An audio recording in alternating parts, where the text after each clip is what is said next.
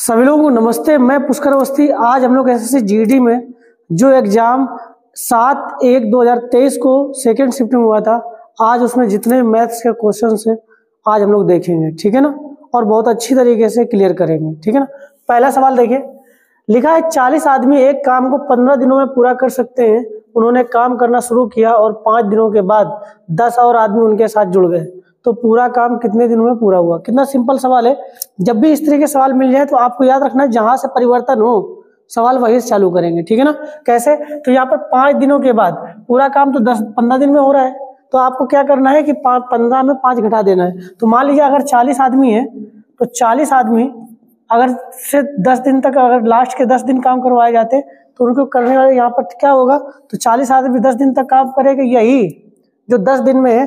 अब वो कह रहा है 10 और आदमी आ गए, तो 10 आदमी हो गए, तो कितने आदमी हो गए, 50।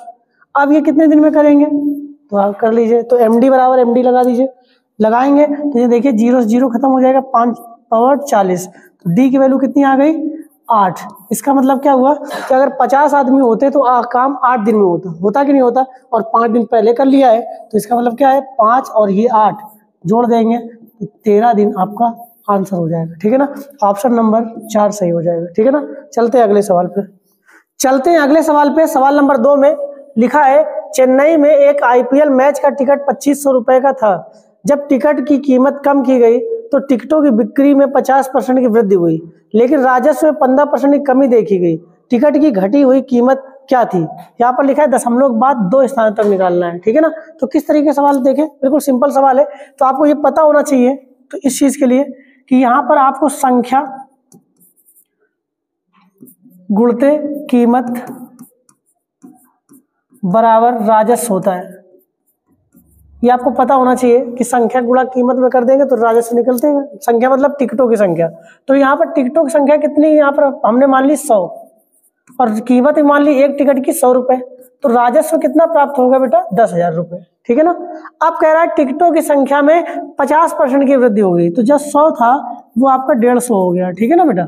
अब राजस्व में कह रहा है 15% की कमी देखी गई, तो राजस्व 15% कमी, तो 10,000 का 15% हम निकालेंगे तो आपका क्या निकलेगा पता है, ये निकलेगा 1500, ठीक है ना। तो 1500 घट जाएगा तो ये हो जाएगा 8500, तो वैल्यू बनेगी 8500। जो 10,000 थी वो 8500 हो गई। तो क्या ये कीमत निकाल सकते हैं ये चीज, तो बस घटा, ये क्या कर देंगे, भाग दे देंगे। तो 8500 में 150 का भाग दे दीजिए, तो 0 0 खत्म हो जाएगा, 5 से और खत्म हो जाएगा, तो जब ऊपर करेंगे तो ये हो जाएगा 170, और नीचे जब काटेंगे तो 3 आएगा, तो ये हो जाएगा 170/3। तो इसका मतलब ये हुआ कि ये जो कीमत 100 रुपए थी एक टिकट की, वो 170/3 हो गई। तो बस यही 170/3 निकालें, जबकि 100 की वैल्यू दी गई है किसके, 2500 के। जब 100 बराबर 2500 के होगा तो 1 बराबर 25 के, तो बस 170 बराबर, तो क्या करेंगे 170/3 गुणते 25, गुणा कर दीजिए, इसमें हल कर लीजिए।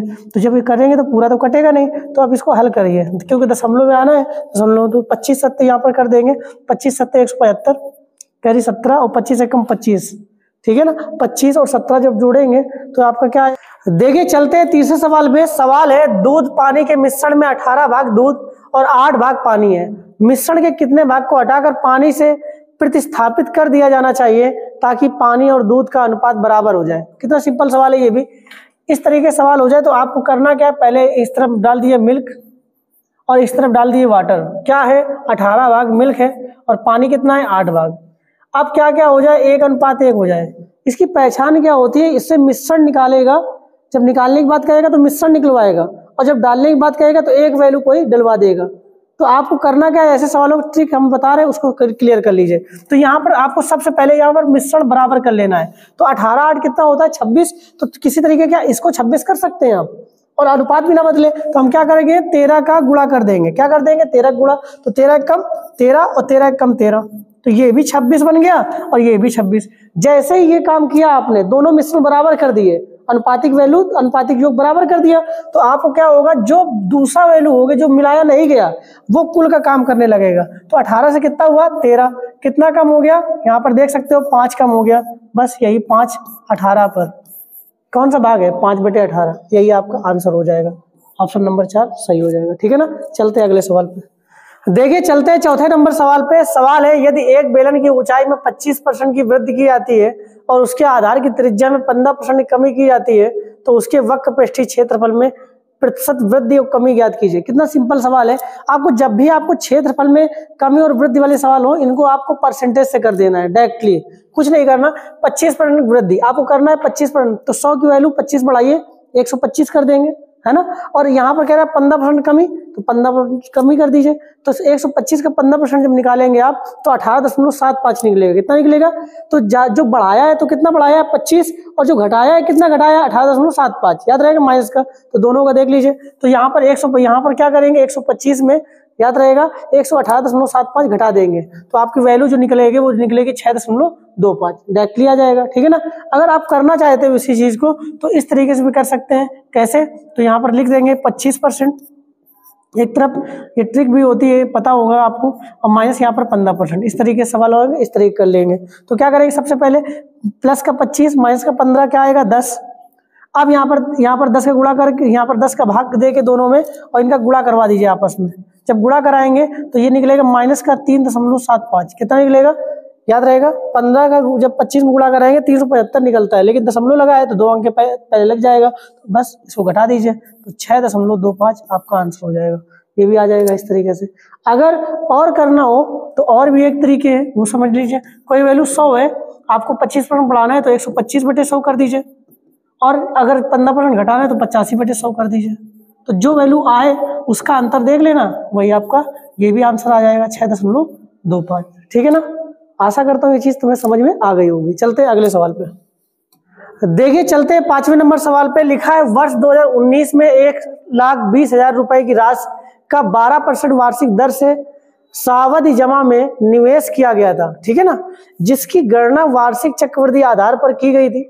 लिखा है वर्ष 2022 में इसका मूल्य लगभग क्या होगा। कितना सिंपल सवाल है। आपको जब भी इस तरीके सवाल मिल जाए तो आपको ये चक्रवृद्धि ब्याज आपको पता होगा। अमाउंट बराबर क्या होता है? ए बराबर होता है P1 + R/100 की पावर T। इस तरीके से भी कर सकते हैं, और आप डायरेक्टली भी कर सकते हैं। उसको अमाउंट ही निकालना है आपको, तो इसमें रख दीजिए। तो 1,20,000 गुणते, अब यहाँ पर कितना 12%, तो यहाँ पर देखिए 2019 है और ये 2022, तो कहीं ना कहीं 3 वर्ष है ना, 3 वर्ष का निकालना है। तो क्या करेंगे? तो कितना परसेंट यहाँ पर 12%, तो 112/100, 112/100 और 112/100। इसको आप हल करेंगे तो आपको आ जाएगा पहला ऑप्शन 1,68,591, ठीक है, 1,68,591, ये आपका लगभग में आंसर आ जाएगा, ठीक है ना, पूरा तो कटेगा नहीं। और एक बात, अगर ये चीज नहीं कर पा रहे हैं आप, मान लो ये टफ लग रहा है, तो आप इस तरीके से भी कर सकते हैं, जिस तरीके से पहले यहाँ पर 3 साल का क्लियर कर लीजिए, फिर 2 साल का ब्याज निकाल लीजिए, फिर आपको 1 साल का ब्याज निकाल लीजिए, और सबको उठा के जोड़ के आपको उसमें ऐड कर दीजिए, ठीक है ना। तो इस तरीके से कर सकते हैं। आशा करता हूँ ये चीज समझ में आ गई होगी, कर लेंगे आप लोग। चलते हैं अगले सवाल पे। देखिए चलते हैं 6वें नंबर सवाल पे। लिखा है ए और बी एक साथ काम करते हुए एक प्रोजेक्ट को 16 दिन में पूरा कर सकते हैं, जबकि बी अकेला इसे 24 दिन में पूरा कर सकता है, तो ए अकेले प्रोजेक्ट को कितने दिनों में पूरा कर सकता है। कितना सिंपल सवाल है टाइम एंड वर्क का। तो आपको कुछ नहीं करना, जब हमें पता है कि ए की वैल्यू पूछ रहा है और बी की वैल्यू दी गई है कि बी कितने दिन में कर लेगा 24 दिन में, और ए बी की वैल्यू भी दी गई है कि ए और बी दोनों मिलकर कितने दिन में कर लेंगे, तो आपको 16 दिन में। तो हम क्या करेंगे, दोनों को ऐसे कोई संख्या मान लेंगे जो दोनों से कट जाए, लासा ले लीजिए। तो यहाँ पर ले लेंगे लासा एलसीएम, तो यह आ जाएगा 48। तो 48 काम मान लीजिए, इन दोनों 48 काम करना है, पूरा काम 48 में काम कर लीजिए। तो यहाँ पर बी जो है 24 दिन में 48 काम करता है, तो एक दिन में कितना काम करता होगा, यहाँ पर 2 काम करता होगा, ठीक है ना। 24 दिन में 48 काम करता है तो एक दिन में 2 काम करता है। इस तरीके दोनों 16 दिन में 48 काम करते हैं, तो एक दिन में कितना काम करते होंगे 3। तो जब दोनों मिलकर एक दिन में 3 काम करते हैं, जिसमें बी 2 काम करता होगा, तो ए कितना काम करता होगा 1। तो बस ए की क्षमता मालूम हो जाएगी कि 1 है, तो बस उठाइए और भाग दे दीजिए, 48/1 बराबर 48 दिन। यही आपका आंसर हो जाएगा, ठीक है ना। चलते हैं अगले सवाल पर। देखिए चलते हैं 7वें नंबर सवाल पे। लिखा है एक पुलिसकर्मी 120 मीटर आगे एक चोर को देखता है, तुरंत पुलिसकर्मी चोर का पीछा करना शुरू कर देता है। पुलिसकर्मी 1 मिनट में 26 मीटर और चोर 20 मीटर दौड़ता है। पुलिसकर्मी कितने समय में चोर को पकड़ लेगा। कितना सिंपल सवाल है, आपको ये पता होना चाहिए। इस चीज के लिए सब जब भी सवाल आ जाए तो यहाँ पर ये मान के चलिए ये पुलिस है और ये मान के चलिए ये चोर है, ठीक है ना। तो यहाँ पर कर सकते हैं आप। इसकी जो चोर की चाल है वो यहाँ पर देखिए 20 है, 20 मीटर प्रति मिनट। और जबकि यहाँ पर जो पुलिस है, पुलिस वाला है, जो पुलिस वाले की क्षमता कितनी, ये चाल कितनी है 26, तो 26 मीटर पर सेकंड पर मिनट है, ठीक है ना। तो 26 मीटर प्रति मिनट, ठीक है ना। तो आपको करना क्या, जब भी दोनों लोग एक ही दिशा में जाएं तो उनकी चालें घट जाती है, आपको पता होना चाहिए, है ना। और यहाँ पर कितनी, इन दोनों के बीच की दूरी कितनी है वहां पर दी गई है 120 मीटर। तो इसी डिस्टेंस को तो कवर करना है पुलिस को, है ना। पुलिस वाले को इसी डिस्टेंस को कवर करना है, ठीक है ना। तो कितनी डिस्टेंस है 120, तो यहाँ डिस्टेंस कितनी हो गई 120। जबकि चाल आपके पास कितनी हो गई, दोनों को घटा दीजिए, घट जाएगा। तो जब दोनों एक ही दिशा में चलती है उनकी चालें घट जाती हैं, पता होना चाहिए। और जब दोनों चीज एक ही विपरीत चलती है तो उनकी चालें जुड़ जाती हैं, पता होना चाहिए ये चीज आपको। तो यहाँ पर घटा देंगे तो ये आ जाएगा 6 मीटर प्रति मिनट। और यहाँ पर ये दिया गया है, तो आप क्या करना है, टाइम निकालना है। तो 120 में क्या कर देंगे, समय बराबर क्या होता है दूरी बटे यहाँ पर क्या होगा चाल, तो चाल हो जाएगा 6 दूनी 12, तो यह आ जाएगा 20 मिनट। क्या आ जाएगा 20 मिनट, आपका आंसर हो जाएगा, ठीक है ना। ऑप्शन नंबर दिख रहा है ओ 2 सही हो जाएगा, ठीक है ना। ऑप्शन नंबर 2 आपका क्लियर हो जाएगा। चलते हैं अगले सवाल। देखिए चलते हैं 8वें नंबर सवाल पे। सवाल है, एक अलमारी 15,500 रुपए में खरीदी गई और 260 रुपए इसके परिवहन पर खर्च किए गए। 20% लाभ प्राप्त करने के लिए इसे किस कीमत पर बेचा जाना चाहिए। कितना सिंपल सवाल है। प्रॉफिट एंड लॉस का कैसे करेंगे, तो क्या करेंगे, आपको पता होना चाहिए कि सीपी आपका 15,500 है, लेकिन परिवहन पर फिर खर्च किया है 260। तो हम क्या करेंगे, टोटल सीपी, तो परिवहन भी तो सीपी में ऐड होगा, तो हम क्या करेंगे 260 को, ठीक है, 260 को याद रहेगा हम 15,500 में जोड़ देंगे। तो जो जोड़ देंगे तो यहाँ पर वैल्यू आ जाएगी 15,760 आ जाएगा। कितना आ जाएगा 15,760 रुपए। समझ में आ गया। तो अब क्या करना है, 20% लाभ लेना है, तो बस 120/100 इसको हल कर लीजिए। तो 2 खत्म। देखिए चलते हैं 9वें सवाल पे। सवाल लिखा है, एक पुलिसकर्मी ने 420 मीटर की दूरी एक चोर को देखा। लिखा है, चोर भागने लगा और पुलिसकर्मी उसका पीछा करता है। पुलिसकर्मी और चोर क्रमशः 25 किलोमीटर प्रति घंटा और 20 किलोमीटर प्रति घंटे की चाल से दौड़ते हैं। 3 मिनट के बाद उसके बीच की दूरी क्या होगी। कितना सिंपल सवाल है। अभी हमने 2 सवाल पहले या 1 सवाल पहले मुझे लग रहा है बताया था, इसी तरीके सवाल था, लेकिन यहाँ पर एक नई चीज आई। उसने ये पूछा है 3 मिनट के बाद उसके द्वारा तय की गई दूरी ज्ञात कीजिए। और पिछले सवाल में ऐसा नहीं था, पिछले सवाल में समय पूछ रहा था, ठीक है। तो इस तरह के सवाल होगा, कैसे करेंगे देखें, बिल्कुल आसान सवाल है। तो आपको क्या करना है, टोटल जो डिस्टेंस है आपके पास वो है 420 मीटर की, ठीक है ना। और यहाँ पर देखिए चोर की चाल यहाँ पर कितनी है 20 किलोमीटर प्रति घंटा, यहाँ पर किलोमीटर प्रति घंटे में, और वो 25 किलोमीटर। तो हमने आपसे बताया था जब दोनों एक ही दिशा में जाते हैं उनकी चालें घट जाती हैं। तो 25 और 20 जब घटाएंगे तो यहाँ पर 5 आएगा, है ना अंतर। तो ये आ जाएगा, जो चाल अपेक्षित चाल होगी वो 5 किलोमीटर प्रति घंटा आएगा, ठीक है ना। और जबकि यहाँ पर दूरी कितने मिनट में निकालनी है, 3 मिनट में। तो 3 मिनट टाइम जो दिया गया है वो 3 मिनट दिया गया है। तो क्या हम ये निकाल सकते हैं कि 5 किलोमीटर प्रति घंटे के 3 मिनट में कितनी दूरी वो तय कर पाएगा। तो निकाल सकते हैं। कैसे निकाल सकते हैं, गुणा करवा दीजिए। तो यहाँ पर ये क्या है, इसको आपको कर लीजिए किसमें, मीटर प्रति सेकंड में। तो 5 गुणते क्या हो जाए 18, यहाँ पर 5/18, ठीक है बेटा। अब यहाँ पर 3, तो 3 कर दीजिए, इसको सेकंड बदल लीजिए, तो गुणते 60। तो यहाँ पर डिस्टेंस निकल आएगी, ठीक है ना, ये डिस्टेंस निकल आएगी। ये डिस्टेंस बराबर क्या होता है, चाल गुणते समय। तो जब करेंगे तो 3 18 आ जाएगा, 6 से काटेंगे तो ये कहीं ना कहीं जो डिस्टेंस आएगी 250 आ जाएगी। कितनी आ जाएगी 250, यहाँ पर आ जाएगा मीटर में। कितना आ जाएगा 250 मीटर में। जब क्या हमें टोटल डिस्टेंस कितनी कवर करनी थी 420, तो अब क्या करें 3 इसमें घटा दीजिए। तो 3 मिनट में कितनी कवर की गई 250, तो घटा दीजिए। जब घटाएंगे तो 170 मीटर, ये आपका आंसर हो जाएगा। और यही ये पूछ रहा है कि 3 मिनट के बाद उसके बीच की दूरी क्या होगी। तो अभी और क्या होगी, उसके बीच की दूरी कितनी डिस्टेंस कवर करनी होगी, तो 170 मीटर और कवर करनी होगी, है ना। उनके बीच की दूरी कितनी होगी 170, यही आपका आंसर हो जाएगा। ऑप्शन नंबर 4 सही हो जाएगा, ठीक है ना। चलते हैं अगले सवाल। देखिए चलते हैं अगले सवाल पे। सवाल नंबर 10 पे दिए गए व्यंजक का मान क्या है। लिखा है 9/3/5 प्लस 25, कोष्ठ के अंदर लिखा है 4/5 प्लस 3/15, कोष्ठ के बाद लिखा है -9 ऑफ 2/3। किस तरीके से सवाल करेंगे, बिल्कुल सिंपल सवाल है, बोर्डमस का। तो क्या करेंगे, ऑफ का मतलब होता है का मतलब होता है गुणा, पता है आपको। इससे 3 त्रिका 9, तो इसको हल करेंगे तो 6 आ जाएगा, इसमें रख दीजिए 6। अब इसको हल कर लीजिए, इस एरिया को। तो जब हल करेंगे तो यहाँ पर एलसीएम लेंगे, यहाँ पर 15, यहाँ पर 5 3 15 12 आ जाएगा और यहाँ हो जाएगा 3। तो ये 15/15 मतलब कट जाएगा, तो ये पूरा 1 आ जाएगा। और यहाँ पर 25, तो ये वैल्यू निकल आएगी 25, इससे वैल्यू क्या निकल आएगी 25 प्लस का। अब यहाँ पर इसको जब हल करेंगे तो यहाँ पर भाग लगा है, 3 नीचे आ जाएगा, जब गुणा करेंगे तो 3 यहाँ पर नीचे आ जाएगा, 5 ऊपर चला जाएगा, 3 से 9 खत्म हो जाएगा, 5 3 15, ये 15 आ जाएगा और ये -6। इसको हल कर लीजिए, आंसर आ जाएगा। तो 15 और 25 जोड़ देंगे 40, और 40 में 6 गया 34। ऑप्शन नंबर 4 आपका सही हो जाएगा। चलते हैं अगले सवाल पे। देखिए चलते हैं सवाल नंबर 11 पे। लिखा है यदि प्रथम 110 प्राकृतिक संख्याओं का लासा n है तो प्रथम 115 प्राकृतिक संख्याओं का लासा ज्ञात कीजिए। कितना सिंपल सवाल है। आपको करना क्या है, आपको समझना है कि यहाँ पर 115, तो 110 से 115 तक देख लेना है। तो 110 के बाद आएगा 111, अब 112, 113, 114 और 115। आप देख सकते हैं ये पांचों संख्याओं में एक ऐसी संख्या 113 ही है जो कि अभाज्य गुणनखंड है या अभाज्य संख्या है, बाकी सब कहीं ना कहीं भाज्य है, कट जाएंगी। तो 113 और पहले ही n दिया ही गया है, तो आपका जो आंसर होगा वो 113 n आपका आंसर हो जाएगा। ठीक है ना, ऑप्शन नंबर 2 सही हो जाएगा। चलते हैं अगले सवाल पे। देखिए चलते हैं 12 नंबर सवाल पे। लिखा है एक दुकानदार फलों का उपहार पैकेट बेच रहा है जिससे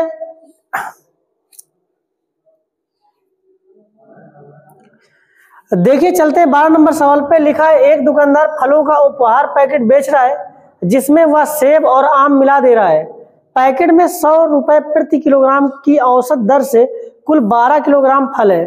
पैकेट में 90 रुपए प्रति किलोग्राम की दर से 8 किलोग्राम सेब है, जबकि x रुपए प्रति किलोग्राम की दर से 4 किलोग्राम आम है।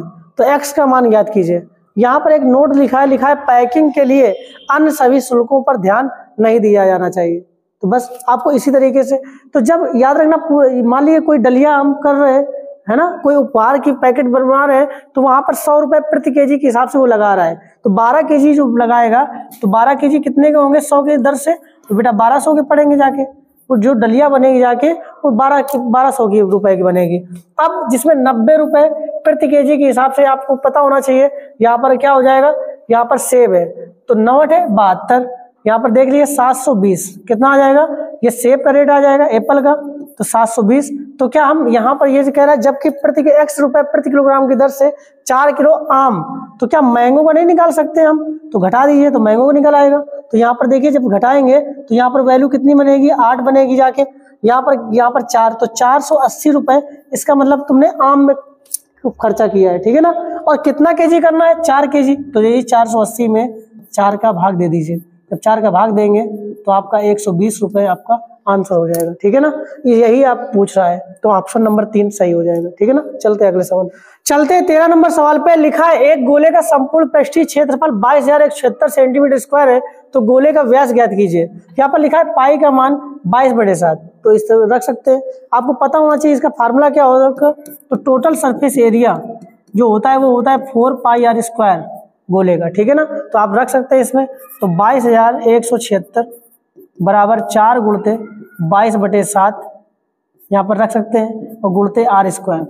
तो आप इसको काट सकते हैं, तो पहले 4 से काट दीजिए, तो देखो 4 पंचे 20, 4 पंचे 20 और 4 चौको 16 और 4 चौको 16, तो 55 44 आ जाएगा।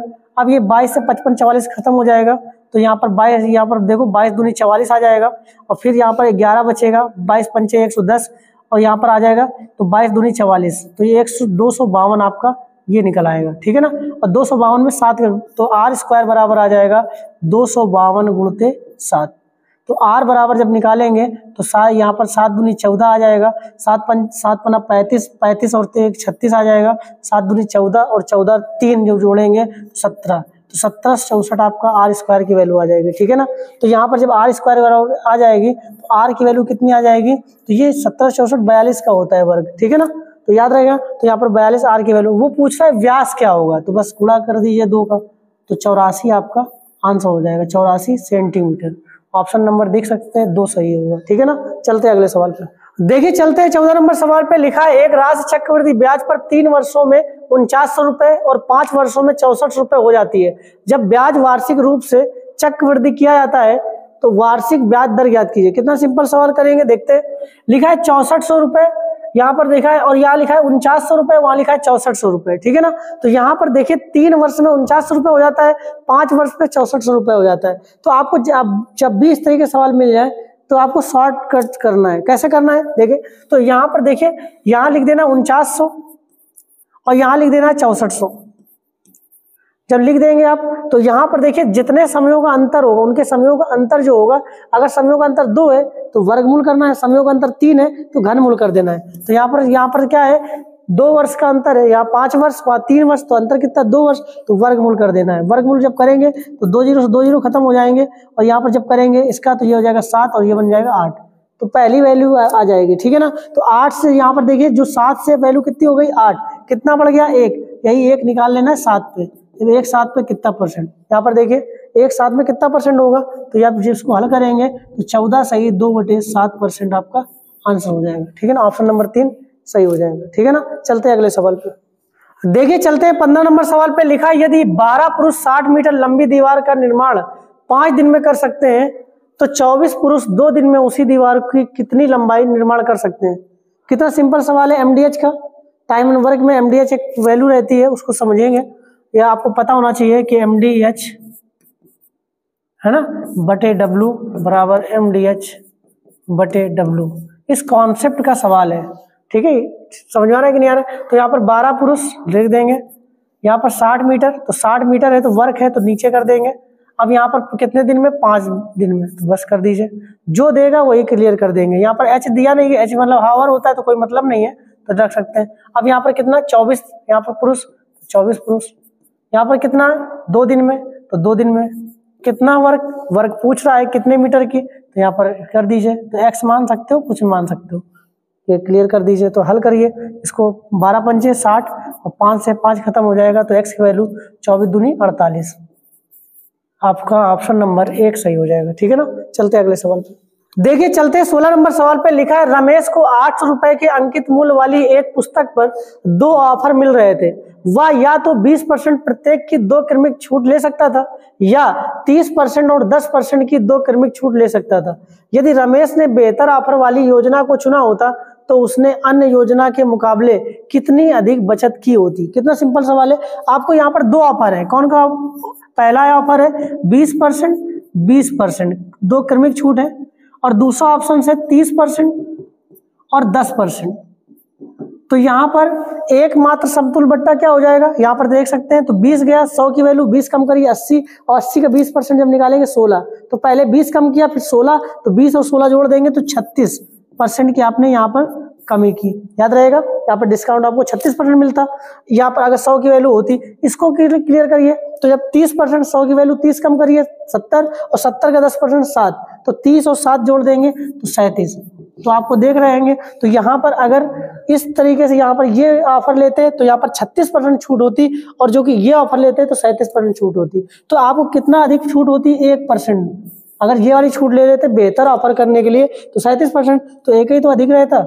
और जो 100 की वैल्यू दी गई 800, तो जब 100 बराबर 800 तो 1% बराबर निकाल नहीं सकते। तो जब 100 की वैल्यू है बेटा 800, तो 1 की वैल्यू नहीं निकाल सकते, 8 रुपए, है ना। तो यही आपका आंसर हो जाएगा, ऑप्शन नंबर 2 सही हो जाएगा। चलते हैं अगले सवाल पे। देखिए चलते हैं 17 नंबर सवाल पे। लिखा है 1920 रुपए में बेची गई किसी वस्तु पर अर्जित लाभ का प्रतिशत 1280 रुपए में इसी वस्तु पर बेचे जाने पर हुई हानि के प्रतिशत के बराबर है। तो 25% लाभ कमाने के लिए वस्तु को किस कीमत पर बेचा जाना चाहिए। कितना सिंपल सवाल है, ये थोड़ा सा अलग टाइप का सवाल है। कैसे करेंगे देखते हैं। तो यहाँ पर एक तरफ डाल देना सीपी बीच में, और एक तरफ एसपी। यहाँ पर 2 एसपी की बात की गई है बेटा, तो यहाँ पर 2 एसपी कर दीजिए, यहाँ पर सीपी। तो यहाँ पर याद रखना जो ज्यादा वाले है तो उसको आगे लिख देना है, तो 1920 एसपी जो होगा, और जो कम वाला है एसपी उसको पीछे कर दीजिए, 1280, ठीक है ना। तो यहाँ पर क्या हो जाएगा, ध्यान समझना, यहाँ पर प्रॉफिट हो रहा होगा और यहाँ लॉस हो रहा होगा। या एक चीज दी गई है कि जो लाभ है वो हानि के बराबर है, और जो परसेंट है दोनों के बराबर है। इसका मतलब दोनों के अनुपातिक वैल्यू क्या होगी, बराबर होगी। तो यहाँ पर अलग पेन से हम लिखे दे रहे हैं 1:1 कर दीजिए। तो जब भी आपको इस तरीके फिगर मिल जाए तो आपको याद रखना है कि जो उनके लॉस और प्रॉफिट का जो अनुपातिक योग होगा, उनके दोनों एसपी के अंतर के बराबर होगा। ठीक है ना, 1920 में 1280 जब घटाएंगे तो 640 आपका आएगा। तो यही 640 2 के बराबर हो जाएगा, 2 के बराबर हो जाएगा। तो 2 बराबर 640 के होगा तो 1 बराबर निकल आएगा। तो 1 बराबर यहाँ पर रख सकते हैं 320, याद रहेगा। चाहे इधर से कर लो चाहे इधर से कर लो। तो लॉस आ गया 320। तो कोई वस्तु को जब 320 रुपए लॉस हो गए और बेचा है 1280 में, तो चीज कितने की थी बेटा? यहाँ पर 1600 की चीज थी। कितने की थी? बस जोड़ देंगे तो 1600 की चीज तो सी पे मिल जाएगा। इधर से करना चाहो तो इधर से कर सकते हो। 320 इधर भी आएगा, 320 इसमें 1920 में घटाएंगे तब भी 1600 आ जाएगा। ठीक है ना, तो आप सीपी में पहुंच गए। अब क्या करना है? 25% का लाभ चाहिए, तो आपको क्या करना है? 100 की वैल्यू दी गई है, 100 बराबर यहाँ पर दिया गया 1600, तो 1 बराबर क्या हो जाएगा? 16। तो बस 125 बराबर निकाल लीजिए। तो 16 गुणते 125। आपको पता होना चाहिए कि 125 अट्ठे 1000 होता है। तो जब 125 का 16 में गुणा करेंगे तो 2000 हो जाएगा। ऑप्शन नंबर देखिए कौन सही हो जाएगा? 3 सही हो जाएगा। ठीक है ना, चलते हैं अगले सवाल पे। देखिए चलते हैं 18 नंबर सवाल पे। लिखा है जब एक ब्लूटूथ ईयरफोन की कीमत 12% की वृद्धि की जाती है तो इसकी बिक्री लिखा है 20% कम हो जाती है, तो इसके राजस्व पर पड़ने वाला शुद्ध प्रभाव क्या होगा? कितना सिंपल सवाल है। आपको हमने पिछले सवाल में बताया होगा कि आपको की यहाँ पर देखो संख्या गुणते यहाँ पर कीमत गुणते राजस्व बराबर राजस्व होता है ना। संख्या यहाँ पर क्लियर, संख्या गुणते क्या हो जाएगा? कीमत उसकी एक की, और यहाँ पर जब गुणा करेंगे तो वहां पर राजस्व निकलता है। तो जब इस तरीके सवाल मिल जाए तो यहाँ पर देखिए कीमत यहाँ पर 12% की और यहाँ पर ब्लूटूथ की जो संख्या। देखिए चलते 19 नंबर सवाल पे। लिखा है एक इलेक्ट्रॉनिक दुकान किसी भी इलेक्ट्रॉनिक उपकरण की खरीद पर 20% की छूट दे रही है जिसकी कीमत 80,000 रुपए या उससे अधिक है। फिर लिखा है 50,000 रुपए और 79,999 रुपए के बीच की वस्तुओं पर 16% की छूट। फिर लिखा है 20,000 रुपए से लेकर 49,999 रुपए तक की वस्तुओं पर 10% की छूट, और मोबाइल कवर, ईयरफोन, चार्जर आदि जैसे किसी भी मोबाइल एक्सेसरीज की खरीद पर 30% की छूट दे रही है। नियम और शर्तों के अनुसार ये सभी छूट स्वतंत्र हैं और केवल मूल रेंज के आधार पर प्रदान की जाती है।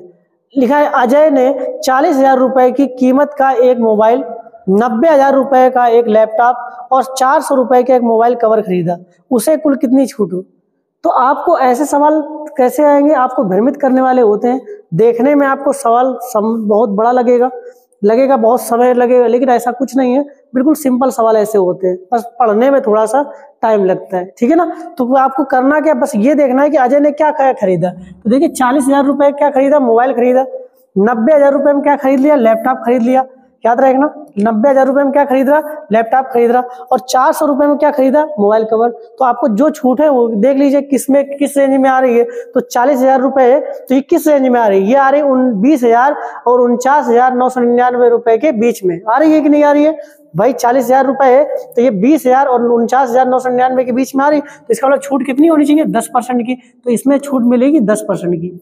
ठीक है, तो जब 10% इसका निकालेंगे तो ये आपका निकल आएगा 4,000। कितना आएगा? 4,000 रुपए की इसमें छूट मिल रही है। ठीक है ना, अब क्या करना है? 90,000 रुपए में कितना? तो 90,000 किस रेंज में आ रहा है? तो 90,000 आपको देख सकते हैं कि यहाँ पर लिखा है कि 80, जिसकी कीमत 80,000 रुपए या उससे अधिक है, तो उसमें कितना छूट मिल रही है? 20% की। तो 20% इसमें निकाल लेंगे। तो इसका 20% जब निकालेंगे यहाँ पर 9 दूनी 18, तो यहाँ पर निकल आएगा देखिए 18,000 रुपए आपका ये निकल के आएगा।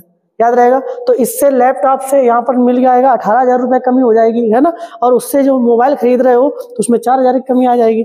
अब क्या खरीद रहे हो? Mobile cover. तो मोबाइल कवर कितने का है? 400 का। तो मोबाइल कवर किस रेंज में आएगा? देख सकते हो आप किस रेंज में आएगा। लिखा है किसी भी मोबाइल एक्सेसरीज, लिखा है नहीं, मोबाइल कवर लिखा है, तो ये किस रेंज पे आएगा? 3% में। तो 3% इसका जब निकालेंगे तो केवल 4 3 12, तो 12 रुपए निकल के आएगा। ठीक है ना, इसमें कमी कितनी हुई? 12 की। तो बस 12 रुपए और जोड़ दीजिए। तो इनको सबको जोड़ दीजिए। तो 18 और 4 22 होता है, और 22 और यहाँ पर हो जाएगा तो 22,012। आपका ऑप्शन नंबर देख सकते हो 22,012 आपका 4 ऑप्शन नंबर सही हो जाएगा। ठीक है ना, आंसर जो आएगा 22,012 रुपए कि आपने छूट पाई है। ठीक है ना, चलते हैं अगले सवाल पे। देखिए चलते हैं 20 नंबर सवाल पे, जो कि आज का लास्ट सवाल होगा। सवाल है दूध और पानी के 90 लीटर मिश्रण में दूध और पानी का अनुपात 4:1 है। मिश्रण में कितना पानी मिलाना चाहिए ताकि दूध और पानी का अनुपात 3:1 हो जाए? आपको जब भी आपको इस तरीके सवाल मिल जाए तो आपको एक काम करना है, एक तरफ लिख देना मिल्क, एक तरफ लिख देना है वाटर। क्या अनुपात है? 4:1। और यहाँ पर कितना हो जाए? 3:1। क्या मिला रहे हो? वाटर मिला रहे हो, कुछ वाटर मिला रहे होगे तो, है ना।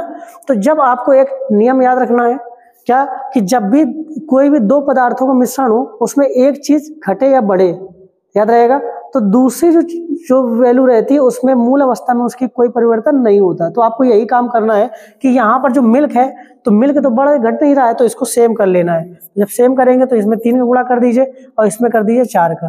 तो यहाँ पर ये जो वैल्यू बन जाएगी, ये बन जाएगी 12, यहाँ पर 12, और ये जो बन जाएगी यहाँ पर 3, तो ये आ जाएगा 12:3। इसी तरीके इसको कर देंगे तो ये बन जाएगा 12:4। ठीक है। तो आपको यहाँ से सीधे सीधे आप दिख रहे हो कि यहाँ पर मिल्क बराबर हो जाएगा। जैसे मिल्क बराबर होगा वैसे आपको दिखने लगेगा कि यह जो वाटर था 3 से 4 हो गया 1, यही 1 तुम्हें निकाल लेना है। ठीक है ना। जबकि यहाँ पर 12 और 3 होता है 15, तो 15 की वैल्यू दी गई है। 15 बराबर किसके हो जाएगा? 90 के। जब 15 बराबर और 90 के होगा तो 1 बराबर निकाल लेंगे तो 6 के निकल आएगा। तो यही आपका 4 नंबर ऑप्शन हो जाएगा। ठीक है ना। समझ में आ रहा है कि नहीं आ रहा है? आशा करता हूँ यह वीडियो आपको पसंद आएगा। पसंद आए तो प्लीज लाइक करें, शेयर करें और हमारे चैनल को जरूर सब्सक्राइब करें। Have nice time. फिर मिलते हैं अगले वीडियो में। Thank you very much.